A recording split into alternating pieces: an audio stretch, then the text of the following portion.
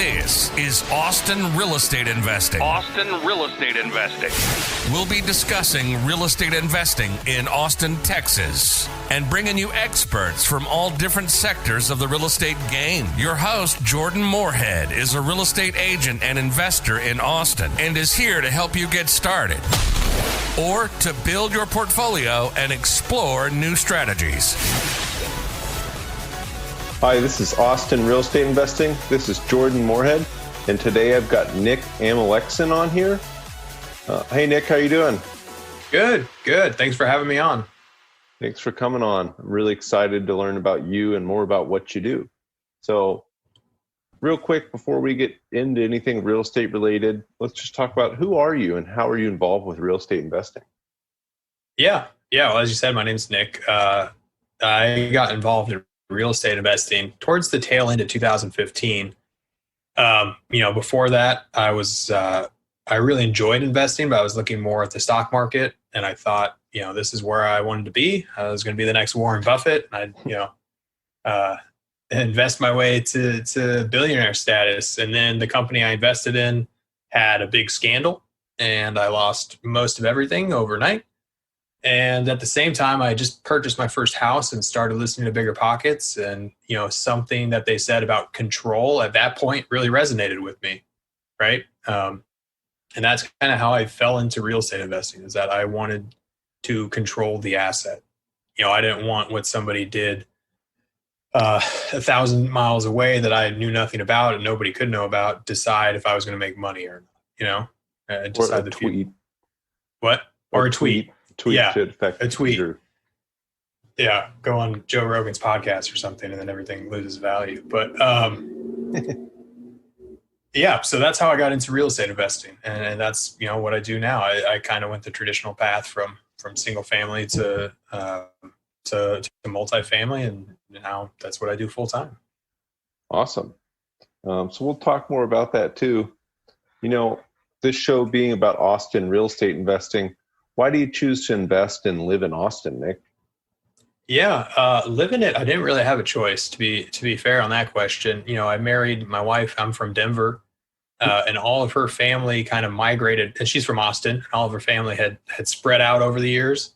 And then all at once, everybody was like, let's move back to Austin. So everybody moved back, and we were having our first child. And the idea of free free childcare at the time was really attractive. So we moved to Austin from Denver, and I love the city. I fell in love with it, but that's kind of what brought me here. And I choose to invest in Austin. It was kind of twofold. One, it's my backyard, and starting out, I was working 70, 80 hours a week and didn't really have the bandwidth to go outside my market. And two, the more you look at, metrics that we pay attention to, the more Austin ranks number one. So it's like, I'm lucky that it's my backyard because, that's my advantage. Absolutely. So what do you look at? You talked about what metrics do you like to look at to determine if it's a market you should look into more? Yeah. Well, we're looking right now, actually, me and my partner are looking for our third market, just to expand a little bit and see what there is to offer. Mm-hmm. And, there's the basic ones I feel like everybody looks at. We want to see population growth. We want to see job growth. We want to see diversity of industry. You want to see, right now, I like cities that are getting more and more tech presence, and have median income growth, household growth, rent as a percentage of that median income, because, we want to make sure we're not moving into a market where people can barely afford to live right now, expecting that it's going to continue to trend upwards.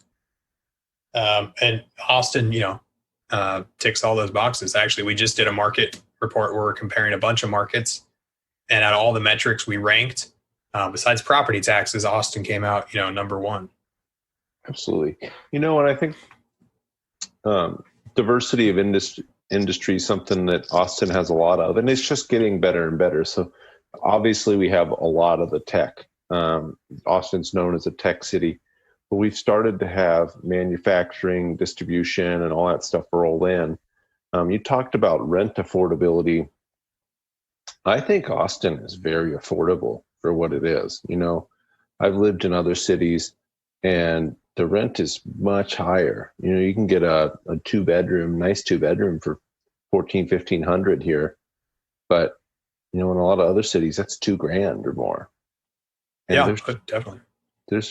I think we're going to see a lot of rent growth over the next few years with how affordable rents are right now here. So, I think affordable, especially comparable to the salaries people are making.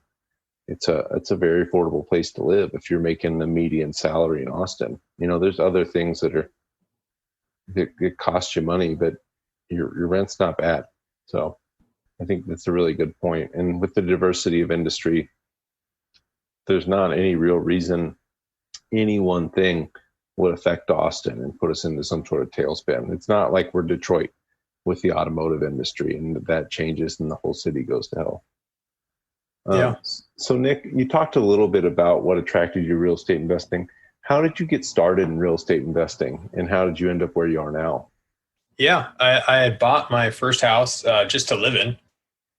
That was when all the drama happened, and I started transitioning to looking at alternative investment vehicles. And I had always kind of in the back of my mind liked real estate. When I was 18, I wanted to flip houses, and I never did anything with that. I wish I would have bought everything I could get my hands on in Denver at the time, but hindsight.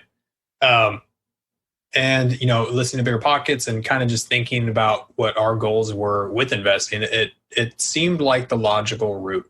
And so kind of how I got started, we had that first house, and we actually ended up renting that out and buying a duplex to house hack. Oh wow! And then while buying that duplex to house hack, we ended up buying another single family to rent out. And, at that point, and this was, not quick, we were doing it the old school way where you save up 20-25% and then buying. We weren't leveraging any creative financing or, trying to find direct to seller stuff. It was just saving and finding something on the market,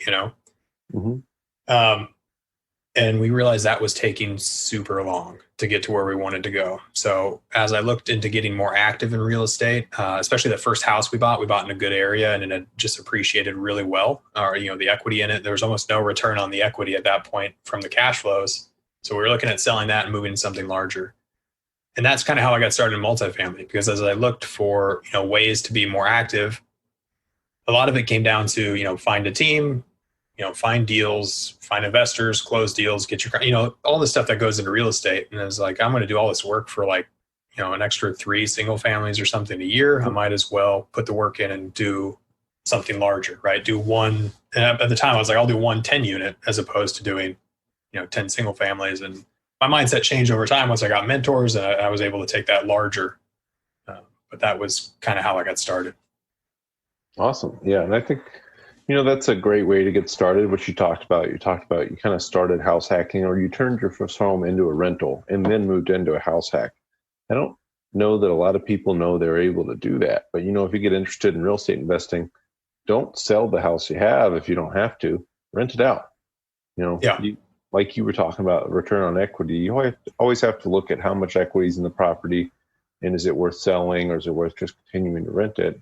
Maybe refinance, but there's so many ways to get started. And I think house hacking is a great way to help you just get your foot in the door, or just moving out of what you got and renting it is a great way to do that. So that's awesome, man. Where was your first house? You talked about it was in a quickly appreciating neighborhood. Yeah, it was actually in Round Rock, a really, nice neighborhood. I love that neighborhood. I would love to live there again someday. Mm-hmm. In Round Rock, and we bought it like 194, 193. Oh wow! And I was a Dave Ramsey fan for a long time, so we had no debt, and I put like 25% into the property. Mm-hmm. I wish I'd put as little as I could have with how much it appreciated, but it is what it is. And by the time we sold, it was like 280,000, and it was only a few years. So yeah, absolutely. And where was the second duplex you bought? Was that also in Round Rock? No. So we moved closer to Austin with that one. Where that one was in Pflugerville. That's actually right on the border of Travis County, I think. Awesome. Yeah. All right. Well, it sounds like you've done quite a few deals. Could you maybe tell us about your worst deal or lessons you've learned through, problems you've had with deals? Hey guys, this is Jordan Moorhead here, and I wanted to ask if you could do a huge favor for me. If you could go leave a review for this podcast wherever you're listening to it, that would really help me get this into the hands of other people that are interested in information about Austin real estate investing, and I'd be able to help more people. Thanks, guys. Yeah. So the first multifamily, large multifamily deal I did in Austin, 53 units. Oh, wow. I like that deal, but it's definitely been a challenge since the start. So a few things that we learned after going into that, I felt like we got our due diligence done fairly well on the property. I wish we had done a better job vetting the current tenant base. Management issues, especially in multifamily, are prevalent. We went through a few managers starting out, which kind of set us on a bad slope. And then, as we started to get it right back on track, finally, and then COVID hit. So we've been able to maintain where we're at. But, it's just one of those things. You have this business plan. You think it's all going to go, according to what you've estimated. And then, a single grain of sand in that machine shuts it down. So one thing I learned is, first, really look at your tenant base, look at lease exposure going into it, get good property managers on the property right away. And, when you're doing your business plan, your underwriting, leave room for flexibility. You want to be as accurate as you can be without being as too specific that, a few things happening blow everything, out of water or change everything that you had planned, I guess. Absolutely. And where is that property in Austin, the 53 unit? Yeah, it's south of, it's like East Riverside area. Oh, okay. So actually not too far where I am right now. Mm-hmm. That's great advice. What's one thing you think newer investors should know? So maybe they're not looking to do the type of deals you do. They're just looking to house hack, or maybe they're looking to buy their first single family or multifamily rental. What would you tell somebody that's thinking about doing that? Yeah. Education is the big equalizer in this industry. I feel like when you're looking at deals and looking at markets, all the information's out there. So I think just really learning, your market and what you're looking for, defining your goals, I think is a big one. So many people look at, cash on cash returns, and this is probably a little controversial. It's not that I don't mind cash on cash. I think having great, high cash on cash returns is awesome. But especially when you're buying single family or things like that, if you're investing 25, 30, 50,000 into a deal, 8% cash on cash isn't going to change your life, right? You want to find, properties where, in my opinion, there's something you could do to increase the value. That's harder to do in single family, I feel like, unless you're buying, a flip. But I would say define your goals, right? If you're looking for heavy cash flow, just be cognizant that you might miss out on appreciation. It might lead you into, I guess, worse markets. So knowing what you're actually looking for and looking to get out of investing. Yeah, I think that's really important when talking about Austin too. So people say, "Oh, well, I can't find cash flow, or I can't find the cash flow I want here." And in my opinion, and you can tell me yours too, you're making most of your money when you sell the property. So where I've had the biggest gains is taking the gain from a sale and investing that into another property. So if the property didn't appreciate very much or at all, so if you invest in just a cash flow market, which Austin isn't the best cash flow market, or you have to do some work to find it. But if you just invest in a cash flow market and you come out even, and you just make that cash flow over the years, I don't think you're going to get very far. But if you invest somewhere like Austin and you're able to improve the value of the property and get the rents up, and if you're in multifamily, if you can get the rents up and get the NOI up, and you make a bunch of money on the sale, then you've got all this cash to redeploy. So, talk a little bit more about Austin and the market you see here and why you continue to invest here too.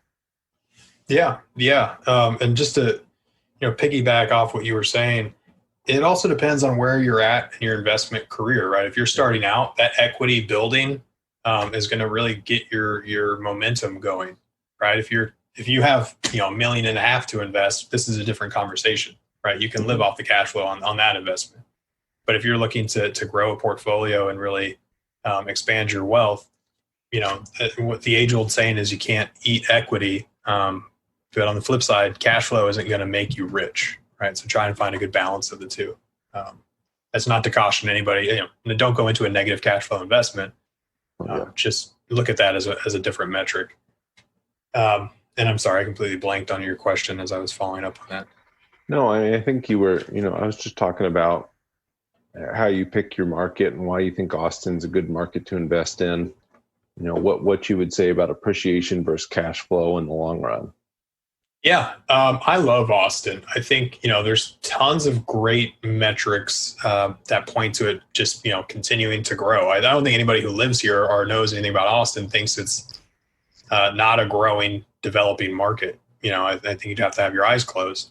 There's definitely negatives to it. Traffic sucks. Property taxes are horrible. But on the flip side, it's because it's in demand. It's an in-demand location. I feel like a lot of people, especially newer investors, when we speak about investing, they're always trying to find the market that nobody knows about and, where there's no competition. And I think that's the wrong way to look at it. If you're looking for a no competition, it's probably not a great market, you want to buy in competitive areas because that's, they're competitive for a good reason, I guess I should say. Don't just buy because somebody's bidding it up, but buy in in-demand locations. That's the oldest rule in real estate. It's not cash flow, cash flow, cash flow. It's location, location, location.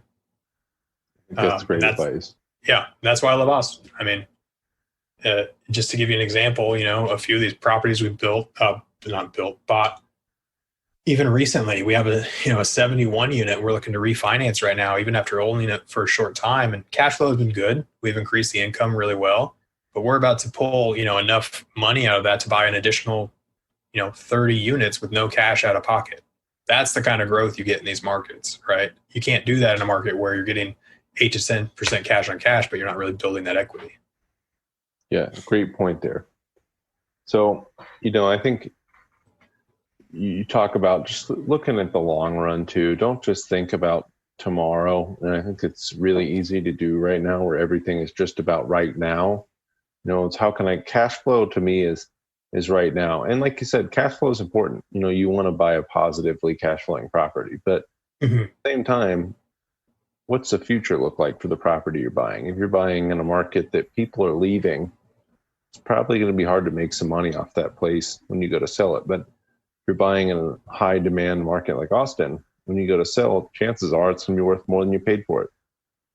Whether that be residential or commercial with, the rent growth, just helps on both sides there. What you talked about education, Nick, what's your best mindset advice for new investors? Yeah, I'd say don't get discouraged. A lot of real estate, once you learn the basics and what steps to take, it's just repetition. Real estate is not rocket science. It's a very easy concept.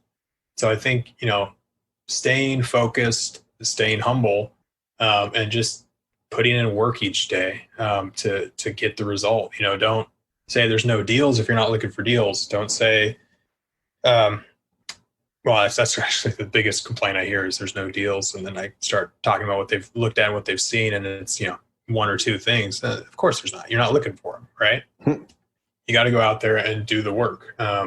And a lot of that is not getting discouraged when you're putting in offers and, someone's coming through and swooping it up all cash or, way higher price. That doesn't mean you're doing anything wrong. You're just, you're going through the repetitions. You'll get one. Absolutely. Yeah. As long as I've been involved in the real estate industry, there's been competition. You're not just jumping in and picking up something and, I've got a great deal here. And I think you need to put in the reps. You're exactly right. You need to put in the reps of putting in offers and seeing properties. You're not going to get properties if you're not seeing properties, and you're not going to get any if you're not putting in offers, and you're not going to get any if you're not losing a lot of offers. So to me, every offer lost is, hey, I'm closer to getting one. Exactly. Yeah. We look at, a ton of deals, and offer on just as many, to win one. I mean, it's a funnel. Yep. That's a great analogy. Yeah. It's definitely a funnel. You've got to see as many as you can, put offers on as many as you can, and then eventually you're going to get one. Yep. So what's your favorite business or mindset book, Nick? Oh, the one I usually say is Shoe Dog, the Phil Knight story. I don't know if you've read that one, but that is just fantastic. If you want to learn about like perseverance and just staying in and just a great mindset. And also it's just a fantastic read. I did the Audible as well, and the Audible is fantastic. The narrator nails it. A great book. Can't recommend that one enough. I have it. I just haven't read it. So I'll have to pull it off the bookshelf and give it a read, because you're the second person that's recommended that so far. It's a good one. Awesome. Well, I'll check it out. So what are you doing right now that people could get a hold of you and maybe participate in? Are you doing any sort of investments or any sort of education, anything you're doing? If people want to learn more about you, they can jump in. Yeah. We have our website, which is just quantumcapitalinc.com, QUANTUM, capital Inc, INC.com.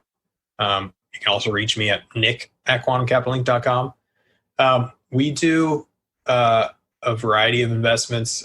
Sometimes we do, we're all over the place with how we structure our deals, but if you want to learn about what we're doing and maybe see if there's a chance that we could do something together, hop on, reach out. We'd love to talk. Awesome. Yeah. And you talked about education, or are you in any sort of educational group, or how do you learn about real estate investing? Yeah. So, starting out is Bigger Pockets and reading every book I can get my hands on.